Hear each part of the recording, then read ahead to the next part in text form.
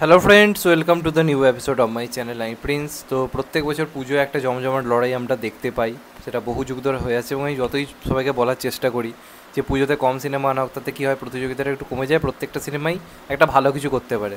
আগের বছর পুজোতে দশম অবতার এসেছিল, বাঘাযতীন এসেছিল, রক্তবীজ এসেছিল, মিতিন মাসি এসেছিল। এর মধ্যে মিতিন মাসি একটা বড় সড়ো রকমের বক্স অফিসে বিপদের সম্মুখীন হয়েছিল, তাতেও কারোর কী বলবো বোধ বুদ্ধি এলো না।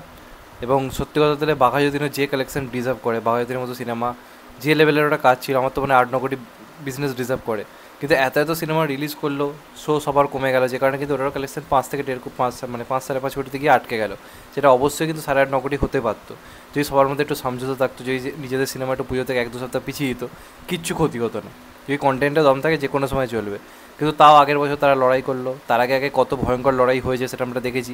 এরপরে প্রত্যেকটা সিনেমার ক্ষেত্রে একটা ক্ষতি হয়, এমনিতেই বছরে হিটের সংখ্যা কমে গেছে, সেখানে একই দিনে এত এত সিনেমা রিলিজ করে এটা নিজেদের 12টাতে এমনিই বাজায়। তারই মধ্যে এবারের পুজোতেও কোনো কিছু অন্যথা হচ্ছে না, অনেক অনেক সিনেমা রিলিজ করছে।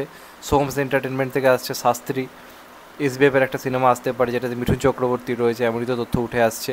এছাড়া দেবের টেক্কা আসছে এবং তার সঙ্গে সঙ্গে রিলিজ করছে কিন্তু উইন্ডোজের কাজও। এবার উইন্ডোজের লাস্ট যে সিনেমাটা এসছে তারা যেটা রিলিজ করেছিল নন ফেস্টিভ্যাল টাইমে, যেটার নাম ছিল দাবারু, ওটা কিন্তু দারুণ কাজ ছিল। কিন্তু যেহেতু ওটাকে একটু কমার্শিয়াল টাইপের বানাবার চেষ্টা করেছিল, একটু উইন্ডোজের কাজের ধরন থেকে একটু অন্যভাবে করার চেষ্টা করেছিল, যে কারণে কিন্তু সিনেমাটা উইন্ডোজের অন্যান্য সিনেমা যেভাবে ওয়ার্ক করে বা ফাটাফাটি আগের বছর যেভাবে ওয়ার্ক করেছিল সেই লেভেলের ওয়ার্ক কিন্তু দাবারু করতে পারেনি। এটা খুবই দুঃখজনক। কিন্তু এইবারে পুজোতে কিন্তু উইন্ডোজ আবার আসছে এবং একটা কথা বলা যায়, এবারও কিন্তু দেব একটু হলেও কিন্তু চাপেও পড়তে পারে। অবশ্যই সৃজিত রয়েছে, অবশ্যই দেব, এই কিছুটি কম্বিনেশন খুবই ভয়ঙ্কর। কিন্তু এটাও ভুললে হবে না, এসবিএফ আর উইন্ডোজ কিন্তু পুজোর সময় বেশ একটা চেপে দেওয়া প্রোডাকশান হাউস, এ নিয়ে কোনো সন্দেহ নেই। চেপে দেওয়া বলতে চাইছি চাপে ফেলে দেওয়া, এটা মানতেই হবে। আগের বছর রক্তবীজকে সবাই একটুখানি পিছিয়ে রেখেছিল দশম অবতার বাঘাযতীনের থেকে, কিন্তু শেষ পর্যন্ত দেখা যায় পুজো প্রথম 2-3 দিন বাদ দিলে পুজোর পর থেকে বা নবমী দশমীর দিন থেকে আসলে খেলা কিন্তু উইন্ডোজই দেখানো শুরু করেছিল। এবং উইন্ডোজের ফ্যামিলির আমার একটা হিউজ অডিয়েন্স আছে, এটা তো আমরা জানি। প্লাস উইন্ডোজের যে থ্রিলার ঘটনাটা নতুন শুরু হয়েছে না, রক্তবীজ, বহুরূপী, রক্তবীজ আসার পরে লোকের কিন্তু এই উইন্ডোজের প্রতি এই ধরনের সিনেমা বানানোর ক্ষেত্রেও একটা হিউজ একটু এক্সপেকটেশন তৈরি হয়েছে আপনার রক্তবীজ। তো এবার তাদের পুজোতে বহুরূপী আসছে, তো বহুরূপীর তো অনেক আগে অ্যানাউন্সমেন্ট হয়েছিল।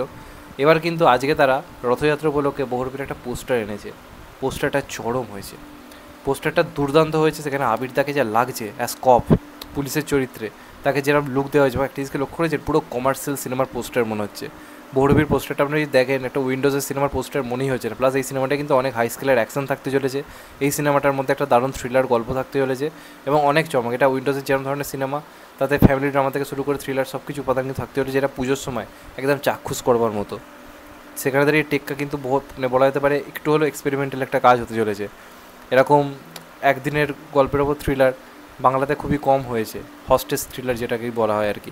সেদিক দিয়ে একটু হলেও কিন্তু এক্সপেরিমেন্টাল কাজ। প্লাস উইন্ডোজের পুজোর সময় লোকের এক্সপেকটেশন বেড়ে গেছে উইন্ডোজকে নিয়ে। আগের বছর রক্তবীজ দেখেছেন কী রেসপন্স ছিল।